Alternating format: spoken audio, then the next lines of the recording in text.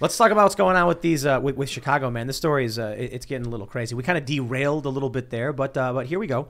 From NBC Chicago, some suburban departments won't send officers to Chicago if needed amid vaccine battle. So we have, I think it's 5,833 in Chicago officers out of something like 12,600 who are either not getting vaccinated or refusing to disclose or in complete defiance. They may get axed.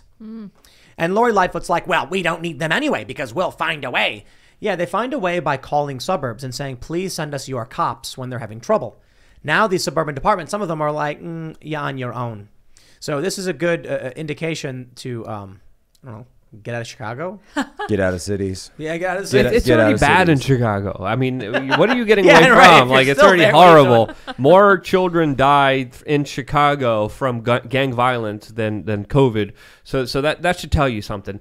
And it's already a lawless place. Already, most of the murders there go unsolved. So less police officers. I mean, they're just getting what they're voting for. So you're seeing this, by the way, the same movement now with in Buckhead, which is the large and very prosperous precinct or district of Atlanta, where they're saying they're suing for essentially to divorce themselves from the city. And I went on Jesse Kelly the other day, and he's a big proponent of national divorce. He says this is what we need. It's going to happen. I said, we're not going to get a national divorce, Jesse, but we might get something more along the lines of national separation, right? It's like we're living in the same house, but we're sleeping in different bedrooms. We're dating other people, but we're staying together for the sake of the normies.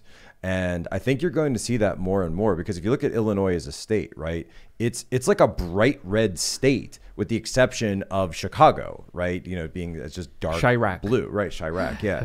And it's the same with a large majority of these states. Western Maryland, by the way, has, kind of a secession movement where they want to join up with West Virginia. You're seeing this in a lot of different states. In Western Maryland? In Western Maryland. Really? There's a part of that. We're in Western Maryland right now. We are. Yes, we are. I like this. That's I'll have to look into that. That's actually something that people are talking about. So the idea of breaking away and then joining other states that are maybe more conducive to your views. Parts of Virginia are talking about this as well. Parts of Colorado. Yeah, West Virginia, I think, agreed to accept, or they said they would accept the Virginia counties if they do. Because the problem with Virginia is that it's essentially been annexed through the blue suburbs of Washington, D.C., and because they're so populated, it just, the vote-wise, it just trounces. And, of course, you've seen the election coming up. It really is the funniest thing in the world, because where we are right now... I think you're going to see it. I think you will see stuff like that. We are about, from this house, a minute to Virginia and West Virginia. No joke, literally a minute. Yeah. And so we're just talking about it now, by the way. And that's Loudoun County. That's Loudoun County. Right. And I think it's funny when we drive into Virginia for, groceries or food, and you see Gadsden flags everywhere, and I'm like, in this state? Yeah. No way, dude. Deep blue, Democrat supermajority, Gadsden flags? Yeah, I can't believe people stayed in Virginia, because I'll go to some of these farms and talk to people, and they're like, these people understand what's happening, and I'm like, why are you in Virginia? You could literally just move a block away and freedom. Is it just they just don't move because it's too much of a hassle? Well, I don't think people care, really. I think that gets into, there's still a very genteel, aristocratic kind of sense with a lot of Virginians, a lot of the families that have been there for a long time, like we are Virginians, we are going to stay in Virginia. This is what we do. This is who we are. We would never leave, right? Regardless of what happens. The South shall rise again. Isn't the Gadsden flag like a symbol of Virginia, like a state flag or something? Well, no. The state flag of Virginia is Sic Semper Tyrannis. And Jeez. No, it is. It's right on the flag. And I say that as a Pennsylvanian, but the Gadsden flag that's more of like a 1776 Revolution era flag. Right. Yeah.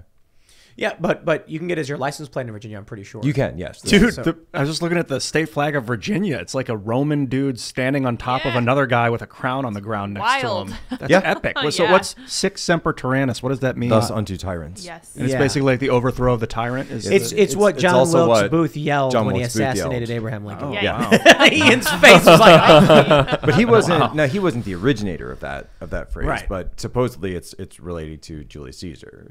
Yeah. And Brutus. Roman tyranny. Brutus. At 2. I think we're also seeing a big population shift. I think we're seeing a lot of people who were right-wingers leave places like New York City, leave places like Chicago, leave places like Los Angeles, because it's just becoming more and more restrictive to live there. And that's why I think this kind of argument about the national divorce is starting up, because the lines are being drawn very seriously, where people who don't believe in the orthodoxy, don't believe in the narrative, can't live in New York City. New York City, just by the way, publicly declared racism a health emergency. God bless them. And they just doubled down on their vaccine mandates, getting rid of testing as a requirement for New York City employees. Yeah, as an alternative. There's so many black market. Live in New York City. We have friends of the show. They come on periodically, and they live in New York. And I'm like, you're crazy. There's so many black market vax cards going around in New York right exactly. now. Exactly. Wow. That's the biggest. That's the hottest industry in New York City right now. A postcard. You just got to be willing to break the law to make it. Which the FBI said that they're going after and cracking down on people allegedly. Oh, they're probably saying that they're going to be implementing felonies for people who fake their vax cards. Yeah, but they also accept foreign vax cards. Yeah. There's no jurisdiction for. So I guess what they've said is that if you use a fake vax card in any capacity, it's fraud. Right. But I don't know if that actually constitutes fraud. I guess you'd be violating a civil. Well, there's no law. It's a decree. And the penalty's on the business, not the person entering the business. And how would they know if a foreign vax card is real or not, unless they've been to, like, I don't know, the Maldives where they issued it or something? Well, they don't. A lot of this is just made up. A lot of businesses are not complying with it. A lot of businesses aren't even doing it, like we saw with the San Francisco story with In-N-Out. But New York City really getting rid of testing for people who don't want to be vaccinated and are city employees. There's over 300,000 of them. Well, it's so ridiculous because it's so anti-science. It's so counter their own narrative because people who do get the vaccine, according to the CDC, can get sick and can transmit the virus. But New York City is just limiting testing. I don't want to keep having an argument about testing because the real issue is we shouldn't be mandating people show their papers. Nothing, yeah, of course. And so there's a tendency among people to fall into the left's framing every single time. So they'll be like, vaccine mandates. And then everyone starts saying, yeah, but what about natural immunity? And they go, oh, I guess you're right. Okay, mandates with some exceptions. No mandates. I didn't need my ID or a vax card to go shopping before, and I don't think we should do that now. You want to talk about kids going to public schools? We'll have a conversation about the research and the legislation for that. No mandates. I don't care what they are, what they're for. Absolutely agree. But I think it's also important to counter their narratives because it's just so ridiculous and so nonsensical. And sadly, there's still some people in the middle that are so confused with the fear mongering, with the constant flip flopping that they don't know what to make their minds about. So I think clarifying a lot of this nonsense to them is important. Sure, I think it's wonderful. We can mention the cops, or even in New York, you've got cops that are pissed off. You got FDNY pissed off. They're saying you're violating our union contracts.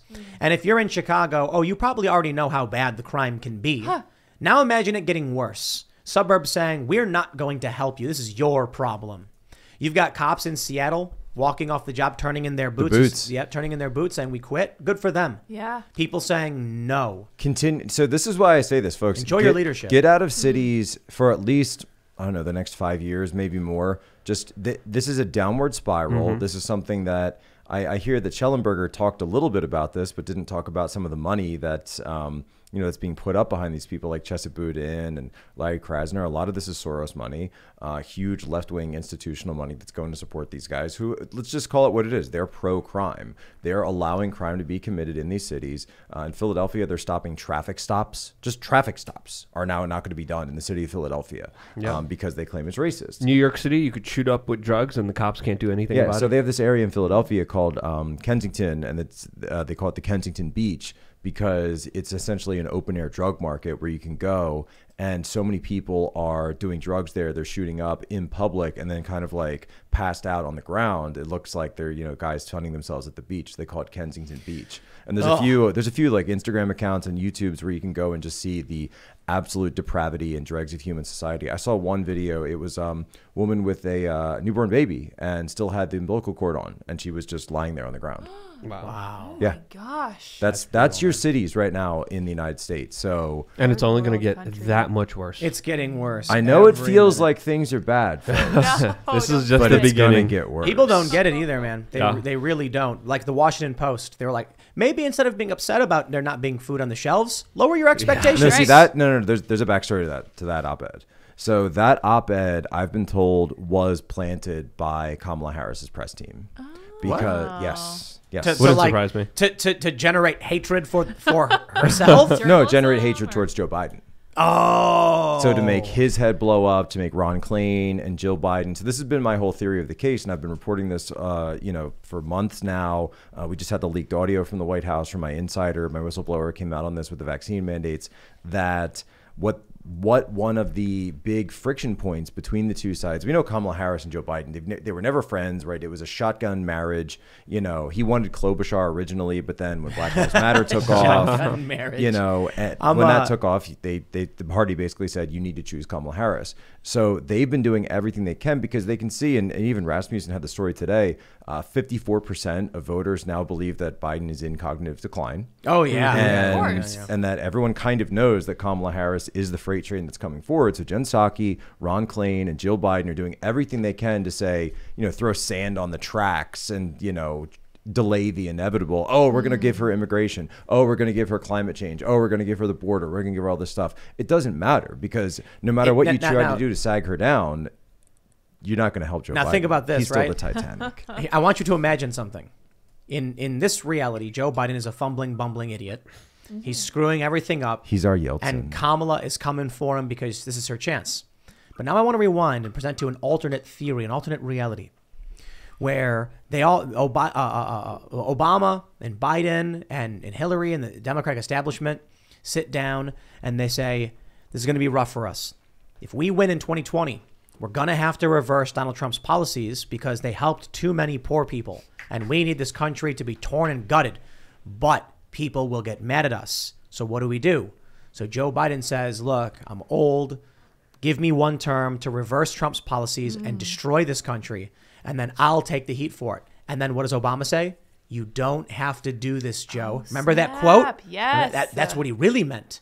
Joe was being a hero to the Democrats, taking the fall. And Kamala, right now, as the Washington Post was like, Madam Vice President, Democratic Party, we'll do whatever you say. Do you want me to press post right now? And then Kamala Harris is like, do it.